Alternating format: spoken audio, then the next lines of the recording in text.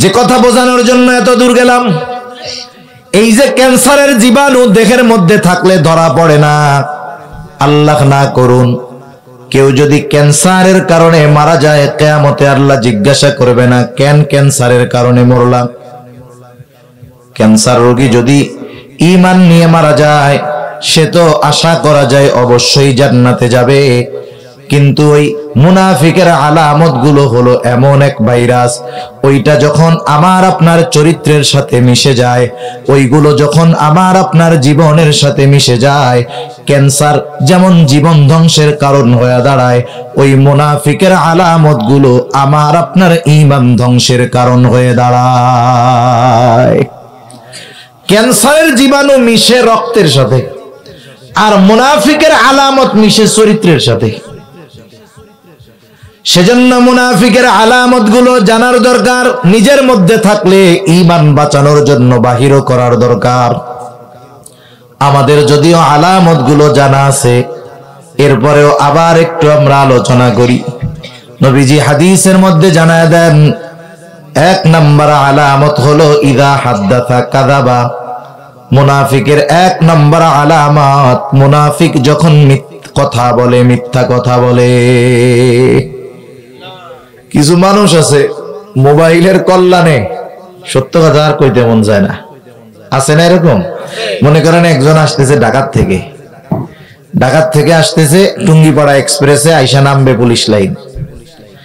এখন আপনি ফোন দিছেন, কই আছো? মনে করেন সে বাইটাপাড়া পার হইছে মাত্র, ওই দিক দিয়া। ফোনে কইলো এই তো বিজয় বাসা আছে, বিজয় বাসা। এইবার বিজয় বাসা যখন আসছে আবার ফোন দিছেন, কই আছো? কই তো পুলিশ লাইনের কাছাকাছি, ব্রিজের কাছাকাছি চলে আইছি।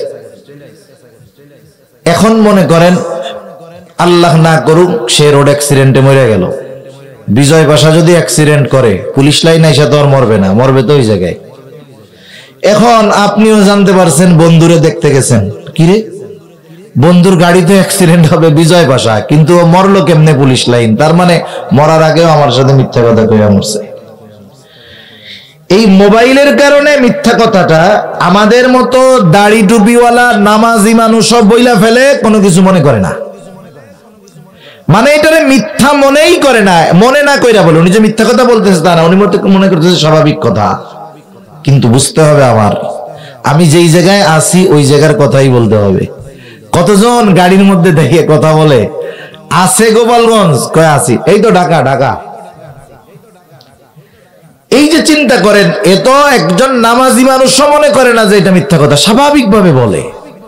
আর কতজন আছে ও সত্য কথা কইতেই পারে না, ওর মিথ্যা না বললে পেটের ভাত হজম হয় না, সত্য কথাটাও বলতে গিয়া মুখ দিয়া মিথ্যা কথাই বাইর হয়। এইরকম সমাজে অনেক মানুষ আছে, খেয়াল করে দেখবেন।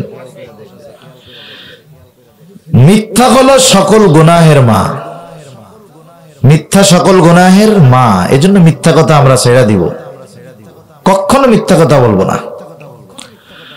এক নম্বর আলামত নবীজি বলেন ইদা হাদ্দাথা কাযাবা, যখন কথা বলে মিথ্যা কথা বলে। ওয়া ইদা ওয়াআদা আখলাফা, যখন ওয়াদা করে ওয়াদা খেলাফ করে। আমাদের দেশে ওয়াদা খেলাফকারী মানুষ বেশি। আমার বাস্তব অভিজ্ঞতা বলি, আজ পর্যন্ত আমি যতজনকে টাকা ধার দিয়েছি, একজনও কথা মোতাবেক টাকা ফেরত দেয় নাই। মনে রাখবেন, মানুষ আসলে তার চরিত্র কেমন এটা তসবিহ পড়া দেখে চেনা যায় না, তাহাজ্জুদ গুজারি হইলেই চেনা যায় না। একটা মানুষকে বাস্তবে চিনতে হলে লেনদেনের মাধ্যমে আসলে মানুষ চেনা যায়, যে এই লোকটা আসলেও ভালো কিনা। এটা বুঝবেন কিসের মাধ্যমে? লেনদেনের মাধ্যমে। সেজন্য ওয়াদা খেলাফ করে, যখন ওয়াদা করে ওয়াদা খেলাফ করে। 3 নাম্বার ইদা তুমিনা খানা, আমানতের খেয়ানত করে। 4 নাম্বার আর একটা হাদিসে বাড়ায়া আসছে, ওয়া ইদা তাখাসামা ফাজারা, তার সাথে যখন কারো একটু ঝগড়া বিবাদ হয়, তর্ক বিতর্ক হয়, অশ্লীল মন্দ বকাঝকা করে। এবার একটু ভাইবা চিন্তা জবাব দিবেন। এই যে 4টা দোষ মুনাফিকের আলামত, আমাদের অঞ্চলে নামাজি, হাজি এরকম মানুষের মধ্যেও এই 4 দোষ আছে। আপনাদের এলাকায় তো নাই মনে হয়, আলহামদুলিল্লাহ। নবীজি বলেন যার মধ্যে এইগুলা আছে, হায় হায়, এটা তো মুনাফিক। যার মধ্যে কমপক্ষে একটাও আছে, একটা ত্রুটিও আছে, আলামত আছে মুনাফিকের, কমপক্ষে সে মুনাফিকের একটা আলামত বহন করতেছে নিজের মধ্যে। এখন বলেন তো, মিথ্যা বলা কি গুনাহ বলেন তো? ও যদি জীবনের সাথে এই মিথ্যাকে মিলায় নেয়, মনে করে এটা পার্ট অফ লাইফ, জীবনের একটা অংশ, অসুবিধা নাই, তাহলে যেটাকে আল্লাহ হারাম করছেন ওটাকে যদি কেউ বৈধ মনে করে, বলেন তো তার ঈমান থাকে না চলে যায়? সমাজে অনেক মানুষ আছে মিথ্যাকে তারা জীবনের অংশ মনে করে। অনেক ব্যবসায়ী আছে, জিজ্ঞাসা করবেন বলবে হুজুর এত সুফিগিরি দেখেন, মিথ্যা ছাড়া ব্যবসা চলেই না। ও মনে করে তার ব্যবসা চালানোর জন্য মিথ্যা বৈধ, নাউজুবিল্লাহ বলেন। এখন যে হারামকে নিজের জন্য বা বৈধ মনে করলো, বলেন তো তার ঈমান থাকে না যায়? মুনাফিকের আলামত গুলো হলো ঈমান বিধ্বংসী আলামত। এগুলো যদি আমার আপনার চরিত্রের সাথে মিশে যায়, ঈমানকে ধ্বংস করে দিতে পারে। এই মুনাফিকের আলামত গুলোর মধ্যে অন্যতম এক আলামত হলো আমানতের খেয়ানত করা। নবীজি সেই জন্য বলেন, আমানতদারিতা যার মধ্যে নাই তার ঈমান নাই। শুধু তাই না, প্রত্যেকটা মুমিনকে পরিপূর্ণ আমানতদার হওয়ার নির্দেশ দিয়েছেন কে? এজন্য আমাদের বলেন আমানতদার হওয়া জরুরি কিনা? ঈমানের সাথে সম্পৃক্ত বিষয়। সাধারণ নফল আমল আপনি না করলেন সওয়াব হবে না, না করার কারণে গুনাহ হবে না, কিন্তু আমানতদারিতা এমন এক বিষয়, এটাকে বাদ দেওয়ার কোনো সুযোগ নাই। এটা ঈমানের সাথে লাইগা থাকার এক বিষয়। যদি এটা আমার থেকে ছুটে যায়, আমার ঈমানের মধ্যে ত্রুটি চলে আসবে। সেজন্য আমাদের সকলকে আমানতদার হওয়ার দরকার। আমানতদার হওয়ার জন্য যেই জিনিসগুলো দরকার, আমাকে আপনাকে জানতে হবে কোথায় কোথায় আমানতদারিতা আছে। 1 নাম্বার, আমানতদারিতা হয় লেনদেনের মধ্যে, আদান প্রদানের মধ্যে। কেউ আমার কাছে আপনার কাছে সম্পদ রেখেছে, দায়িত্ব হলো যথাযথভাবে তার সম্পদ যথাসময়ে ফিরায় দেওয়া। এটা আমার আপনার দায়িত্ব, তার চেয়ে নেওয়া দায়িত্ব নয়। শুধু আমানতের সম্পদের ক্ষেত্রে নয়, আমার আপনার কাছে যদি কারো হক থাকে, সে ভাই হোক, বোন হোক, চাচা হোক, ফুফু হোক, প্রতিবেশী হোক, আত্মীয় স্বজন হোক, তার জানা থাকুক আর না জানা থাকুক, সে মনে রাখুক আর ভুলে যাক, আমার আপনার উপরে আল্লাহ তাআলার নির্দেশ হলো তোমরা নিজ দায়িত্বে তার আমানতের বস্তু তাকে ফিরায়া দাও। যে প্রাপ্ত হকদার, যে তার মনে থাক আর না থাক, আল্লাহর নির্দেশ আমাদের উপর যে আমরা তাকে ফিরাইয়া দিব। কিন্তু আফসোসের ব্যাপার হইল আমরা হলো আরেকজনেরটা জোর করে খাওয়াই অভ্যস্ত। আর যে পায় তার যদি মনে না থাকে, দেওয়া তো বহুত দূর, এটার আমরা জায়েজ মনে করে খাই। কথা বুঝেন না? মনে করেন এক লোক গেছে বাজারে, দোকান থেকে বাকি কিছু সদাই আনছে, আমি নইলে একজন, দোকানদারের কাছে তো গেছে 10 জন, 500 টাকার বাজার কিনছে। বলতেছে ভাই খাতায় লেখা রাখেন, আমি পরে এসে দিয়ে দিব না। ইতিমধ্যে লেখার আগে অন্যান্য কাস্টমার তার কাছে চলে আসছে, বেচা কেনার ভিতরে ডুবে গেছে। এখন ওই বাকি 500 লিখতে তার মনে নাই। এই লোক 3 দিন পরে গেছে দোকানে, ভাই দেখেন তো খাতাটা খুলে আমার নামে কোনো টাকা পয়সা আছে নাকি। এখন দোকানদার তো লেখেই নাই, খাতাটা তো উল্টায় দেখে, না ভাই আপনার নামে কোনো বাকি টাকি নাই। দোকানদার নাইলে ভুলে গেছে, কিন্তু যার কাছে পাবে সে তো আর ভুলে নাই। এবার শয়তান এসে ওরে ওয়াজ দিচ্ছে, আরে সে তো দাবি করে নাই তোর কাছে, তোরও মনে হয় ভুল হইতেছে রে, তাহলে তোর দেওয়া লাগবে না, এটা তোর জন্য খাওয়া জায়েজ আছে, দিস না। আচ্ছা ভাই ঠিক আছে, তাহলে গেলাম, আসসালামু আলাইকুম। ওটা খতম। অথচ আল্লাহর নির্দেশের দিকে যদি আমরা নজর দেই, তাইলে উচিত ছিল তার যদি মনে নাও থাকে, আমাকে তারটা ফিরাইয়া দিতে হবে। প্রত্যেকটা ক্ষেত্রে এইরকম, লেনদেনের ক্ষেত্রে সর্বোচ্চ স্বচ্ছ আমরা থাকব।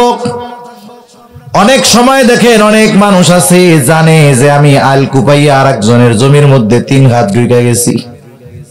এরকম সুবিশাপ তো আপনাদের দেশে নাই। আইল কোপানো সুবিচাপ আছে, এমন ভাবে কোপ মারে আস্তে আস্তে সব ভাঙিয়া নিজের মধ্যে চলে আসে।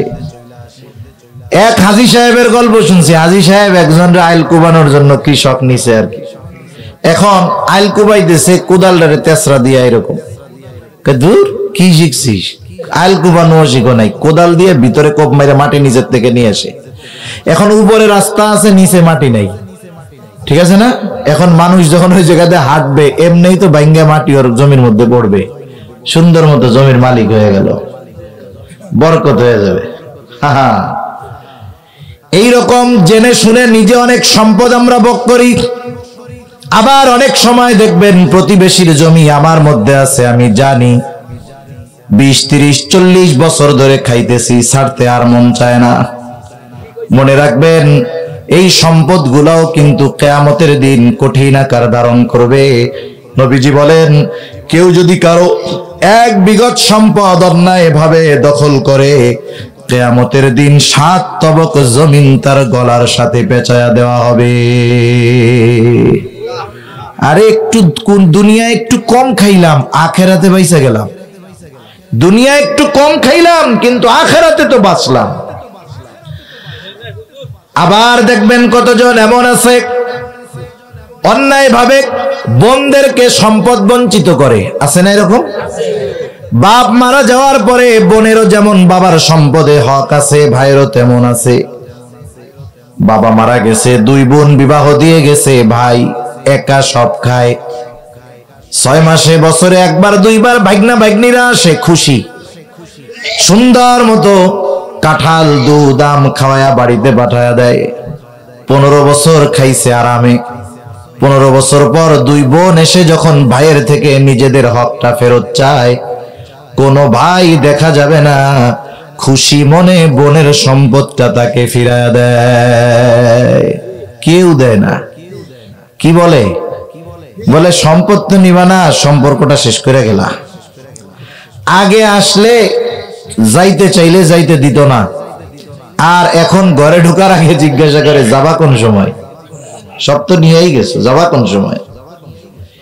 এই যে আমাদের সম্পদ অন্যেরটা খাওয়ার যে নেশা, সেটা আমানতের সম্পদ হোক আর এমনি সম্পদ হোক, এটা বাদ দেওয়ার দরকার। নাইলে কিয়ামতের দিন এই সম্পদগুলো আমার উপকারে আসবে না, এগুলো আমার জাহান্নামে যাওয়ার কারণ হবে। এজন্য আমার আপনার কাছে কারো সম্পদ যদি থাকে, সেটা আমানতের হোক অথবা অন্য কারো হক হোক, এটা আমরা দিয়ে দিব। নবীজিও ভয় পাইতেন যে আমি দুনিয়া থেকে যাওয়ার সময় যেন কারো বিন্দু পরিমাণ হক আমার আপনার উপরে না থাকে। এই বিষয়টা খেয়াল রাখবো ইনশাআল্লাহ। রাখা যাবে না? আল্লাহ তাআলা বরকত দিবে।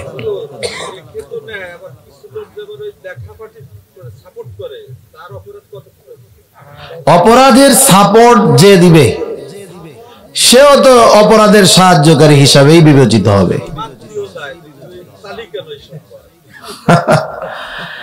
এটা তো হক নষ্ট করা। আল্লাহ তাআলা বুঝবার তৌফিক দান করুক। আমাদের আসলে দুনিয়ার মোহাব্বত, দুনিয়ার নেশা। আমরাও কত মুরব্বী দেখছি, ওই 30, 40, 50 বছর আগে মামলা হয়েছে, জমি 8 শতক। মামলা চালাইতে চালাইতে 50 শতকের টাকা চলে গেছে। আছে না এরকম? আরে কোর্ট গুলাই তো এই মামলাই বেশি। আর এই মামলা হলো মামলায় জারিয়া, এর সহজে রায় হয় না, এটার খালি তারিখই পাল্টানো হয়। আমরাও বুঝি না যে কি বলদের বলদ আমরা। নিজেরা পয়সা একটু আপোষ করে নিলে হয়ে যায়, হয়তো একজন একটু বেশি নিল, নইলে একজন একটু কম নিল। 15, 20, 30 শতক নিয়ে কিন্তু গ্যাঞ্জাম লাগে না। দেখা যাবে গ্যাঞ্জাম লাগছে কি নিয়ে? ও কয় যে আমার হয়তো আয় হাত ঢুকছে ওই জায়গায়, ও কয় না আমার এটুক ঠিক আছে। দে মামলা কোর্টে, দেখা যাবে 5,000 টাকার সম্পদের জন্য 5 লাখ টাকা শেষ। এরকম ঘটে কি ঘটে না? আরে দুনিয়ায় আপনি একটু কম খান, আপনি একটু ছাড় ওরে দেন, কিন্তু দেখা যাবে এই ছাড় দেওয়ার কারণে আল্লাহ তাআলা কিয়ামতে আমারে আপনারে ছাড় দিয়ে দিবে ইনশাআল্লাহ। এই বিষয়গুলো খেয়াল রাখবো। দেখেন দুনিয়াতে সবচাইতে কাছের এবং উপকারী মানুষ হইল প্রতিবেশী।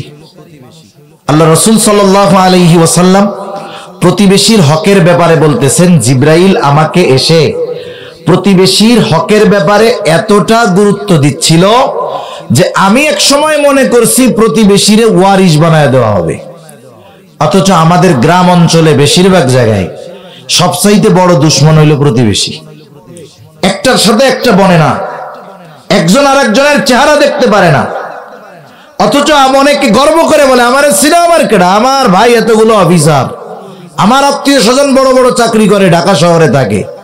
বলেন তো, আপনার ঘরে যদি আগুন লেগে যায়, আল্লাহ না করুক, এখন আপনার এই বিপদে আপনার সবচেয়ে কাছে কি? প্রতিবেশী। ওরা যদি চিন্তা করে এখন তোর ওই বড় অফিসার ভাই এসে আগুন নিবাক, আমরা খেলা দেখি। এজন্য আমরা প্রতিবেশীদের সাথে সুসম্পর্ক রাখবো। আমার একটু পাওয়ার আছে, আমার রাস্তাটা একটু বড় করার জন্য, একটু সুন্দর করার জন্য আমি আরেকজনেরটা খাবো না।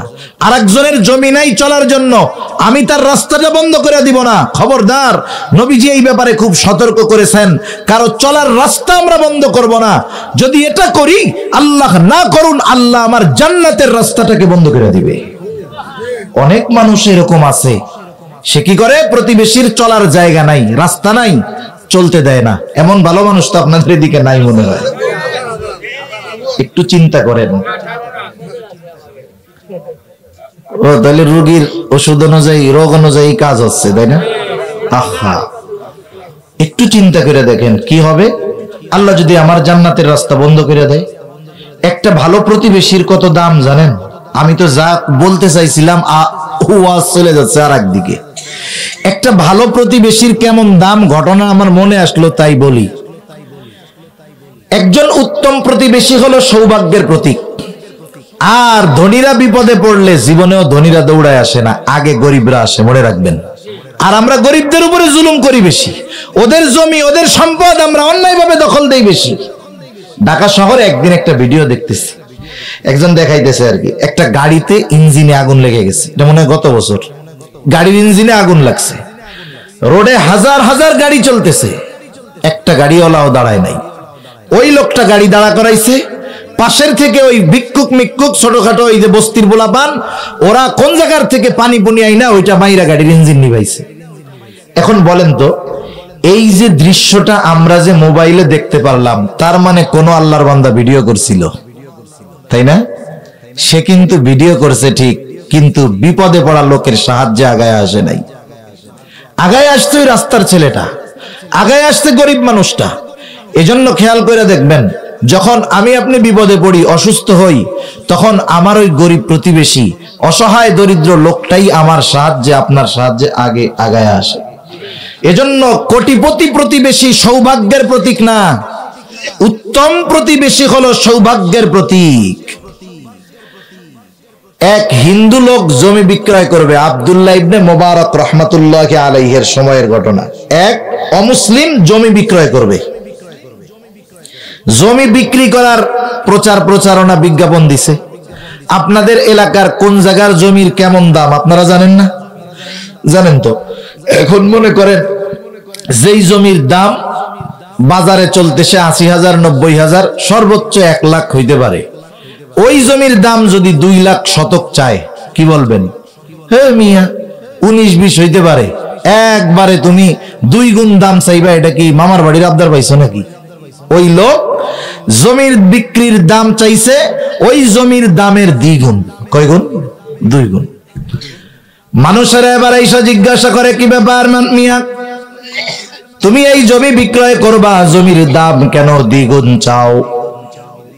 মানুষেরা তাকে তিরস্কার করতেছে যে তুমি কি মামার বাড়ির আবদার পাইছো, যা চাইবা মানুষ তোমারে তাই দিবে। এইবার ওই অমুসলিম লোকটা বলে, শোনো, আমার এই জমির গুণগান যদি তোমরা জানো, তাইলে এর চাইতে বেশি দাম দিয়ে তোমরা কিনতে রাজি হবা।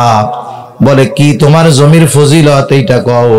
ওই লোকটা বলতেছে, শোনো, আমার এই জমি কিনলে শুধু তুমি জমির মালিক হবা তা নয়, এই জমি কেনার মাধ্যমে তুমি আব্দুল্লাহ ইবনে মুবারকের প্রতিবেশী হয়ে যাইতে পারবা। এইবার মানুষ ২ গুণ দাম দিয়ে ওই জমি কেনার জন্য প্রতিযোগিতা শুরু করে দিছে। সেজন্য আমরা উত্তম প্রতিবেশী হব, আর একজনকে একটু ছাড় দিয়ে হলেও আমি একটু কম খেয়ে হলেও এই দুনিয়ার হায়াতটা যদি পার করে দিতে পারি, অন্যকে যে সুযোগ দিলাম, একটু ছাড় দিলাম, এর বিনিময় আল্লাহ আমাকে পরকালে দিবেন না, এটা হতেই পারে না। এজন্য বোনরা যখন সম্পদের জন্য আসে, আমরা পারলে একটু বাড়ায়া দিয়ে দিব, অসুবিধা কোথায়? আল্লাহ তাআলা বরকত দিবে ইনশাআল্লাহ। তা যে কথার থেকে এত কথা আসলো, যে এক নম্বরে আমানতদারিতা হয় লেনদেনের মধ্যে, আদান প্রদানের মধ্যে। আমরা লেনদেনের ক্ষেত্রে স্বচ্ছ থাকবো সব সময়। আমার আপনার কাছে যদি কেউ আমানত রাখে, হুবহু এই আমানতের বস্তুটাকেই আমরা সংরক্ষণ করব। দুই নাম্বার, কথার মধ্যে হয় আমানত। শুধু লেনদেনের ক্ষেত্রে আমানত নয়, বরং কথাও কিন্তু আমানত হয়। রাসূলুল্লাহ সাল্লাল্লাহু আলাইহি ওয়াসাল্লাম বলেন, ইযা হাদ্দাসার রাজুলু সুম্মা ইলতাফাতা ফাহিয়া আমানাতুন। যখন কারো কাছে কোনো কথা বলা হয় আর এদিকে সেদিকে তাকানো হয়, ফাহিয়া আমানাতুন, ওই কথাটাও আমানত হয়ে যায়। মনে করেন একজন আইসা আমার আপনার কাছে একটা কথা বলতেছে আর ডানে বামে তাকাইতেছে, এর দ্বারা কি বুঝবো? লোকটা ডানে বামে তাকিয়ে আমার কাছে কথাটা বলার দ্বারা এটাই বুঝবো যে ও চায় না আমি ছাড়া এই কথা আর কেউ শুনতে পাক। কিন্তু আমাদের অভ্যাস হইল ফুলের ব্যতিক্রম। কেউ যদি আমার আপনার কাছে কোনো কথা বলার পরে বলে, যদি চাচা আপনার কাছে বললাম, আপনি আর কারো কাছে বইলেন না, অসুবিধা হইল যতক্ষণ আমি ওই কথা আর একজনের কাছে না বলি, ততক্ষণ আমার পেটের কথা আর হজম হয় না। ওই লোক আমার কাছ থেকে সরার আগে আর একজনকে ডাক দিয়া বলি, শোনো, ও আমার কাছে কি কথা বলছে জানো? বলে না, জানি না। বলে আমারে খুব বিশ্বাস করে, কারো কাছে বলতে মানা করছে, আমি শুধু তোমার কাছে কইলাম, তুমি আর কাউরে কইও না। এখন ও মনে করে মনে হয় একজনরে বলা জায়েজ আছে। ও আর একজনরে বলে, হুজুর আমার কাছে এই কথাটা বলছে, শুধু তোমাকে বললাম, তুমি আর কাউরে বইলো না। যে যার কাছে বলে শুধু বলে তোমার কাছে বললাম, আর কারো কাছে বইল না। এইভাবে বলতে বলতে সকালের কথা দুপুর হইতে হইতে 100 জনের কাছে পৌঁছায় গেছে। বলেন তো, আমি তো বলছিলাম একজনের কাছে, কথা পৌঁছায় গেল 100 জনের কাছে। বুঝে থাকলে একটু বলেন তো, খেয়ানত কি একটা আছে নাকি 100টা হয়ে গেছে? রাসূলুল্লাহ সাল্লাল্লাহু আলাইহি ওয়াসাল্লাম জানায় দেন, হাদিসের মধ্যে আসছে, যখন কারো দ্বারা কোনো ভালো কাজের সূচনা হয়, ওই ভালো কাজ যতজন করে দুনিয়ায় যতদিন চলে, ওই ভালো কাজের সওয়াব প্রথম যে শুরু করেছে, দুনিয়ায় না থাকলেও কিয়ামত পর্যন্ত যদি তার সূচনা করা ওই ভালো কাজ দুনিয়ায় চলে, ওই ভালো কাজের সওয়াব সে পাইতে থাকবে। আবার কারো দ্বারা যখন কোনো মন্দ কাজের সূচনা হয়, নবীজি বলেন কিয়ামত পর্যন্ত দুনিয়ার জমিনে ওই মন্দ কাজ যতজন করবে, সকলের ওই মন্দ কাজের গুনাহ প্রথম যে ওই গুনাহ সূচনা করেছে তার আমল নামায় যোগ হতে থাকবে। নবীজি আর এক হাদিসে আর একটু বাড়ায়া বলেন যে দুনিয়ায় যত অবৈধ হত্যাকাণ্ড হয়, কারণবিহীন হত্যা, বিনা কারণে হত্যা, কারণটা আবার শরঈ কারণ হতে হবে, এটা ছাড়া দুনিয়ায় যত অবৈধ হত্যাকাণ্ড হয় কিয়ামত পর্যন্ত যতগুলা হবে, সবগুলোর গুনাহ প্রথম হত্যাকারী আদম আলাইহিস সালামের হত্যাকারী সন্তানের আমলনামায় যোগ হতে থাকবে। তাহলে আমার কারো কাছে বলা মানা ছিল, আমি যখন একজনের কাছে বললাম, আমার কারণে কথাটা 100 জনের কাছে পৌঁছাইছে, গুনাহ আমি করছি একটা, খেয়ানত করছি একজনের কাছে বলে, কিন্তু আমার গুনাহ হবে যত জনের কাছে ওই কথাটা পৌঁছাইছে ততটা খেয়ানতের গুনাহ আমার আপনার হবে। সেজন্য কথাও আমানত। আবার বুঝতে হবে কোন কথা আমানত আর কোন কথা আমানত না। এই কথা শুনে আপনি বাড়িতে রওনা দিছেন, একজন আপনার একা পাইয়া ডানে বামে তাকায় বলতেছে, চাচা আজকে কিন্তু ওই বাড়িতে আমি চুরি করব। এখন আপনি চিন্তা করতেছেন, একটু আগে হুজুর কি ওয়াজ শুনাইলো, ডানে বামে তাকায় যেই কথা বলবে সেটা আমানত। ও তো ডানে বামে তাকায় অমকের বাড়িতে চুরির কথা বলল, এখন যদি বাড়িওয়ালার কাছে বইলা দেই তাইলে খেয়ানত, না কইলে তো বাড়িওয়ালার বাড়ি চুরি হয়ে যায়, বিপদ না? এই জন্য একটা মানুষ সাধারণভাবে বুঝে যে কোন কথাটা আমানত, কোন কথাটা আমানত নয়। যেই কথার দ্বারা মানুষের ক্ষতি হতে পারে, দ্বীনের ক্ষতি হবে, রাষ্ট্রের ক্ষতি হবে, ইসলামের ক্ষতি হবে, মানুষের ক্ষতি হবে, এই রকম কথা কানের মধ্যে আইসা যদি মুখ গুজাইয়াও বলে, এটা গোপন রাখার কোনো সুযোগ নাই, বরং বৃহৎ স্বার্থে এই কথাটা প্রকাশ করে দেওয়াটাই জরুরি। ঠিক কিনা বলেন? কোন কথাগুলো তাইলে গোপন করব? কিছু বিষয় আছে যেই বিষয়টা গোপন করলে মানুষের ক্ষতি হবে না, দ্বীনের ক্ষতি হবে না, দেশের ক্ষতি হবে না, কিন্তু বইলা দিলে ওই লোকের ক্ষতি হবে, সম্মানের ক্ষতি হতে পারে, ইজ্জতের ক্ষতি হতে পারে। এই ধরনের কথা আমাদের জন্য গোপন রাখাই গুরুত্বপূর্ণ। অনেক মানুষের অনেক গোপন খবর আমরা জানি। মনে করেন এক লোক ভালো হয়ে গেছে, এখন দিনদার, মুত্তাকি, পরহেজগার, মানুষ তারে ভালো জানে, কিন্তু আপনার কাছে তার এমন কিছু অতীতের গুনার কথা জানা আছে, আপনি সুযোগ পাইয়া মানুষের কাছে তার ওই কথাগুলো বইলা দিলেন। এখন বলেন তো, একটা মানুষ খারাপ থাকতেই পারে অতীতে, আল্লাহর কাছে মাফ চাইছে, আল্লাহ তারে মাফ করে দিতে পারে, এখন সে ভালো মানুষ, মানুষ তাকে সম্মান করে, শ্রদ্ধা করে তার এই বিষয়গুলোর কারণে। যখন আপনি ওই মানুষগুলোর কাছে তার অতীতের ওই বিষয়গুলো বলে দিবেন, বলেন তো মানুষের তার প্রতি সম্মান শ্রদ্ধা কমবে না বাড়বে? বলেন তো ওই লোকটা মানুষের সামনে লজ্জিত হবে কি হবে না? হবে। অনেক সময় অনেকে আমার আপনার কাছে অনেকের ব্যক্তিগত পারিবারিক বিষয়ের কথাগুলো বলে, পরিবারের অনেক সমস্যার কথাগুলো বলে। আমরা যখন তার সাথে সম্পর্ক কথাগুলো গোপন রেখা দেই, আবার যখন তার সাথে একটু সম্পর্ক খারাপ হয়ে যায়, তখন মানুষের সামনে তার ওই কথাগুলো বলে দেই, তাকে অপমানিত করি।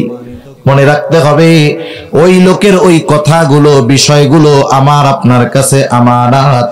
আমি যদি তাকে অপমান করার জন্য, লজ্জা দেওয়ার জন্য কথাগুলো মানুষের কাছে বলে দেই, নবীজি জানায় দেন যে একজন মুসলিমের দোষ ত্রুটি গোপন করবে, আল্লাহ তাআলা দুনিয়া এবং আখিরাতে তার দোষ ত্রুটি গোপন করবে। আর এক হাদিসে নবীজি বলেন, কেউ যদি কাউকে অপমান করার জন্য কারো দোষ ত্রুটি বর্ণনা করে, ওই ব্যক্তি যদি ঘরের মধ্যেও বসে থাকে, ওই অবস্থায় থাকা অবস্থায়ও আল্লাহ তাআলা ওই ব্যক্তিকে অপমান করে ছাড়বে। সেজন্য মানুষের কথাগুলো আমার আপনার কাছে আমানত, বললে খেয়ানতের গুনাহ হবে। 3 নাম্বার দায়িত্ব আমানত। সব ধরনের ছোট বড় দায়িত্ব আমানত। আমরা মনে করি রাষ্ট্রের পরিচালক যারা, এরাই মনে হয় শুধু আমানতদার হওয়ার দরকার। না না, আমাদের আফসোস হইল আমরা ওমরের মতো শাসক চাই, ওমরের মতো খলিফা চাই, কিন্তু আমরা আবু হুরায়রার মতো প্রজা হতে রাজি নাই। আমরা যদি আমাদের চরিত্র শোধন করি, আমাদের চরিত্র যদি ঠিক করি, তাহলে আল্লাহ তাআলা আমাদের জন্য চরিত্রবান শাসকের ব্যবস্থা করে দিবে। আমাদের চরিত্র যেমন, আমাদের শাসকদের চরিত্র তার চাইতে আরো কঠিন হবে, এটাই স্বাভাবিক বিষয়। সব ধরনের দায়িত্ব আমানত। এমন এক জামানা এখন মানুষ দায়িত্ব কিনে নেয়। দায়িত্ব কেনে জানেন না আপনারা? আচ্ছা, দুনিয়াতে অনেকে চাকরি বাকরি করে না, মনে করেন ডিফেন্স বা অন্যান্য চাকরি যারা আছে, এরা কি দেশ সেবায় নিয়োজিত, এটা একটা দায়িত্ব। এখন এই দায়িত্ব পালন করার জন্য টাকা পয়সা মনে হয় আলহামদুলিল্লাহ লাগে না। এই তো 12 লক্ষ 15 লক্ষ টাকা দিয়ে দায়িত্ব কিনে। বলেন তো, যেই লোকটা টাকা দিয়ে দায়িত্ব কিনতে হয়, সে দায়িত্ব যথাযথভাবে পালন করবে? করবে না। সে ওই দায়িত্ব তো টাকা দিয়ে কিনে নিয়েছে, এখান থেকে 10 গুণ সে উসুল করবে, এটাই স্বাভাবিক বিষয়। সেজন্য দুনিয়াতে দায়িত্ব হলো এমন এক জিনিস, এটা আমানত। এখনকার জামানায় মানুষ দায়িত্ব কিনতে চায়। আমি তো মোটামুটি আপনাদের গোপালগঞ্জেরই সন্তান। আমাদের এলাকায় একবার ইউনিয়ন পরিষদ নির্বাচন, মনে হয় 17 জন না 18 জন দাঁড়াইছে ক্যান্ডিডেট। সবার সেবা করার সুযোগ করে দেন। এইবার একজন শুনলাম এক জায়গায় 3 কোটি টাকা খরচ করেছে চেয়ারম্যান নমিনেশন পাওয়ার আগে। ওই লোক নিচে কি লেখছে, যে আমাকে একটু সুযোগ করে দেন আপনাদের সেবা করার। এখন বলেন তো, যেই লোক মার্কা কিনতে 3 কোটি টাকা ব্যয় করতে পারে, ওর কি মার্কা নিয়ে জয়ী হইয়ে কি মানুষের সেবা করা লাগবে না? কেউ তো 3 কোটি টাকা দিয়েই সেবা করতে পারত। তার মানে দায়িত্বের নেশা হলো এমন এক নেশা, মদের নেশা কাটানো যায় কিন্তু পদের নেশা দূর করা বড় কঠিন। মানুষের পদ পদবী চেয়ারের নেশা এমন এক নেশা, যে মাদকাসক্ত তাকে আপনি পরিবর্তন করতে পারবেন, কিন্তু যাকে চেয়ারের নেশা পদের নেশা পেয়ে বসছে, এর এই নেশা দূর করা খুব কঠিন। এজন্য মানুষ দায়িত্ব নিতে চায় এখন। আগে এক সাহাবীর ব্যাপারে বর্ণনা আছে যে ওনার অনুপস্থিতিতে মজলিসের মধ্যে আলোচনা হয়েছে যে ওই দায়িত্বটা অমুকরে দিলে ভালো হয়। এখনো সিদ্ধান্ত হয় নাই, শুধু কি হয়েছে? আলোচনা হয়েছে। তা আলোচনার মধ্যে যারা ছিল, ওর একজন আইসা ওই সাহাবীরে বলছে যে আজকে তো ওই মজলিসেই আলোচনা হইলো, তোমাকে ওই দায়িত্ব দেওয়ার ব্যাপারে একটা আলোচনা হইতেছে। দায়িত্ব কিন্তু দেয় নাই। আমরা তো দায়িত্ব পাওয়ার কথা শুনলে খুশি হইতাম। ওই সাহাবী চিন্তা করতেছে, হায় রে, আলোচনা যেহেতু উঠছে, যদি দায়িত্ব দিয়া দেয় তাহলে কি করব? ও এই চিন্তায় রাতের বেলায় গাঠি গুঠি নিয়ে এলাকা ছেড়ে চলে গেছে। জোর করে দায়িত্ব দিতে পারে নাই। আমার আপনার কলিজার টুকরা ইমাম আজম আবু হানিফা রাহমাতুল্লাহি আলাইহি, খলিফা মনসুর ইমাম আবু হানিফাকে বলতেছে, আপনি প্রধান বিচারকের দায়িত্ব নেন, প্রধান বিচারপতির দায়িত্ব নেন। হযরত আবু হানিফা রাহমাতুল্লাহি আলাইহি সকলের সামনে খলিফার এই প্রস্তাবকে ফিরায়া দিলেন। খলিফা রাগান্বিত হয়ে ইমাম আবু হানিফার গায়ে চাবুক দিয়ে একটা আঘাত করল। খলিফা মনসুর রাজপ্রাসাদে ফিরে যাবার পর খলিফা মনসুরের চাচা বলতেছে, ও মনসুর, কাজটা তুমি ভালো করো নাই। ইমাম আবু হানিফার গায়ে আঘাত করেছো, কাজ ভালো করো নাই, তার কাছে তুমি ক্ষমা চাও। খলিফা রাগান্বিত অবস্থায় চাবুক দিয়া বাড়ি মারছে, এখন তো রাগ নাই। মানুষ যখন রাগান্বিত অবস্থায় থাকে, সে এমন কিছু কাজ করে বসে, যখন রাগহীন অবস্থায় থাকে সে কখনোই ওই বিষয়টা কল্পনাও করে না। আপনাদের এলাকায় কি এরকম ঘটনা ঘটছে কোন সময় যে 2 পোলা বা 2 মেয়ে, 3 মেয়ে, 1 মেয়ে, মানে সন্তানের বাপ, সন্তান বড় হয়ে গেছে কিন্তু রাগের ঠেলায় বউরে তালাক দিছে? এরকম ঘটনা 2-1টা ঘটে আপনাদের দেশে? ঘটে না? ঘটে। বলেন তো, মানুষ কি তালাক কি বড় কোনো বিষয় নিয়ে দেয় নাকি? দেয় না। তালাক দেয় একেবারে ছোট্ট বিষয় থেকে সূত্রপাত হয়, একেবারে ছোট বিষয় থেকে শুরু হয়। কিছুই ছিল না বিষয়টা, ওই বিষয়টাকে শয়তান বড় বানায় ফেলে। কথার কথা, মনে করেন কৃষক গরমের মধ্যে জমিন থেকে কাজ করে আসছে, কৃষি কাজ যে করে কি কষ্ট সে বুঝে। কাঠ ফাটা রোদে কাজ করে বাড়ি আসছে, ঘরে স্ত্রী খাবার রান্না করছে, মজার মজার খাবার। এখন তরকারিতে লবণ হয় নাই। বলেন তো, মশলা টসলা যা দেয় দিক, যদি লবণ না দেয় খাওয়া যায় নাকি? আরে লবণ দিয়া যাও ভাত, দিঘার চাল দিয়া রান্না করলে এটা তো খুব মজা লাগে, কিন্তু লবণ ছাড়া খাওয়া যায়? এখন লবণ দেয় নাই তরকারিতে, পাশে কিন্তু লবণের বাটি আছে। এখন উনি তরকারি ভাতের সাথে মাখায় দেখে লবণ হয় নাই। বলেন তো, এই সমস্যা দূর করার যেই জিনিস সেটা পাশে আছে না নাই? আছে। লবণ 1 চিমটি নিয়ে মাখাইলেই তো হয়ে গেল। কিন্তু এই যে শয়তান এসে হাজির, কানে কানে কয়, দেখছস কত কষ্ট করে তুই এই কাজ বাজ করে আসলি, আর তোর রাইন দেখা হইলো আইলে। আমাদের এলাকায় তো এটাই বলে নাকি, লবণ টবণ দেই নেই, আইলে। আসলে তোরে কোনো মূল্যায়ন করে না রে। এই যে শয়তানে কিন্তু ডোজ দিচ্ছে। এবার ওই লোক নিজে নিজে ফুলে রাগের চোটে বলে, কি রান্না বান্না করো তুমি? হ্যাঁ, এগুলো কি রান্নতেছো? এগুলো কি মুখে দেওয়া যায় নাকি? লবণ টবণ কিচ্ছু হয় নাই। মহিলা 3 পোলার মা, একটা এখনো দুধের শিশু, আর একটা 2 বছর বয়স। এই পোলাপান পালা যে কি অবস্থা খারাপ হয়, আগের আমলের মতো না। আগের আমার দাদির হলো 8 পোলা 7 জন ছিল, এনাকেও আগের গুলার আরো বেশি ছিল, বছরে বছরে হইতো আর কি। এরপরেও দেখেন ওনাদের কোনো টেনশন ছিল না, কিন্তু এখন একটা 10টার সমান জ্বালায়। মহিলাদের কি কষ্ট। ওই শয়তান যখন এই কথা কইছে, শয়তান মহিলাকে, দেখছস একটু তোরে ভালোবাসে না, কার পোলাপান মানুষ করতেছিস? এত কষ্ট করে পোলাপান পেটে রান্না করছিস, এটাই তো বেশি। লবণ হয় নাই, পাশে লবণ ছিল, নিলেই তো হয়ে যাইতো। মহিলাও চাচ্ছে, বলে হ্যাঁ পাশে লবণ আছে, একটু নিয়ে নিতে সমস্যা কি? একটু নিলে দিতে মনে নাই, কি হয়েছে? আওয়াজটা মনে করেন মহিলার একটু বেশি হয়েছে। শয়তান আবার এসে বেটার কাছে কয়, দেখছস তোর বউ গলার আওয়াজ তো মাইকেল চাইতে বেশি। এবার কি কয়, এই মুখে মুখে তর্ক করে, কত বড় ফাজিল বেয়াদব। এইবার স্বামী স্ত্রীর ঝগড়া যখন লাগে, আরে আমরাও ছোটবেলা গ্রামে কাটাইছি, দেখছি তো, স্বামী স্ত্রীর ঝগড়া যখন লাগে আশেপাশের সবাই চলে আসে। আগে তো শুধু দেখতো, এখন হলো লাইভ দেয়, যে দেখেন পরিবারের ঝগড়া দেখেন। এখন চতুর্দিক দিয়ে কিন্তু মানুষজন ঘিরে গেছে। বল খেলা দেখছেন না আপনারা? বল খেলা, দুই দল যখন ফুটবল খেলে, বলেন তো সবার নজর কোন জায়গা থাকে? বলের দিক থাকে। বল এই যে যায়, ওই যে যায়, এই যে যায়, এই যে যায়, এই যে যায়। স্বামী স্ত্রীর ঝগড়া চলতেছে, বল খেলা দেখার দর্শক যেমন গোলের অপেক্ষায় থাকে, আর ওই পরিবারের মধ্যে যখন ঝগড়া লাগে এই দর্শকগুলো গোলের অপেক্ষায় থাকে। যখন মনে করেন প্লেয়াররা একটা জোরে মেরে দিছে, গোল কি আর ধরতে পারে নাই, সবাই একসাথে কি কইয়া ওঠে কোন তো? গোল। এমন লাভ মারে বিশ্বকাপ ফুটবলের সময়, দেখেন নাই? যেই মুরব্বী হাঁটতে চলতে পারে না, যখন গোল হয়েছে এক লাফে 3 হাত উপরে উঠে গেছে খুশির ঠেলায়।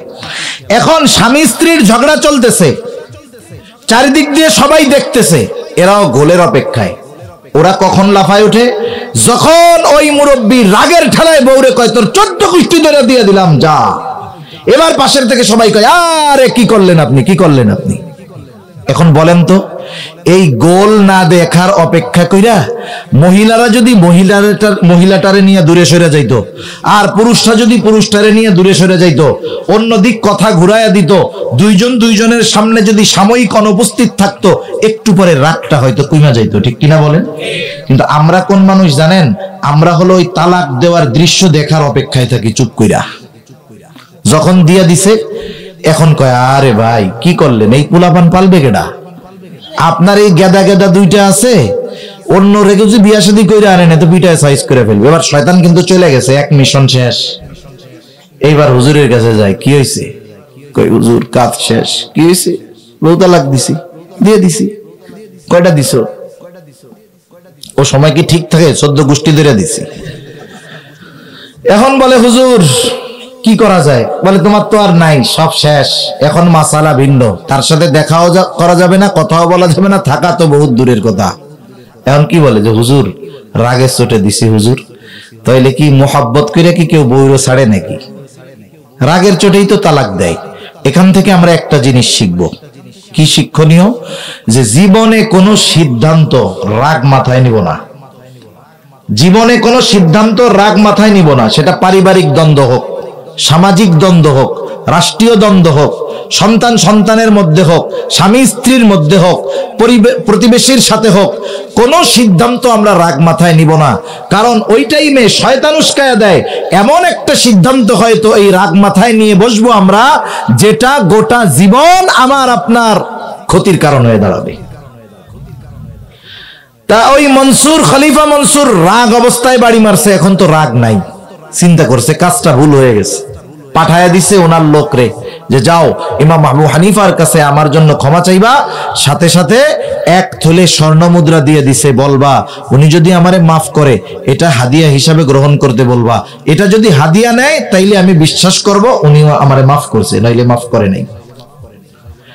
লোকটা গিয়ে ইমাম আবু হানিফার কাছে বলতেছে, খলিফা মনসুর তার আচরণের কারণে লজ্জিত, আপনার কাছে ক্ষমা চেয়েছে। ইমাম আবু হানিফা বললেন, আমি মাফ করে দিলাম। লোকটা এবার বলে, খলিফা মনসুর আপনার জন্য 1 থলে স্বর্ণ মুদ্রা হাদিয়া দিয়েছে, এটা যদি আপনি গ্রহণ করেন তাইলে উনি নিশ্চিত হবেন আপনি তাকে মাফ করেছেন। ইমাম আবু হানিফা হাদিয়া নিতে অস্বীকৃতি জ্ঞাপন করলেন। ওই লোকটা বারবার জোরাজুরি করার পরে বলতেছে, তোমার খলিফা যে আমাকে হাদিয়া দিল, উনি এত স্বর্ণ মুদ্রা পাইলেন কোথায়? বলে উনি পাবে কোথায়?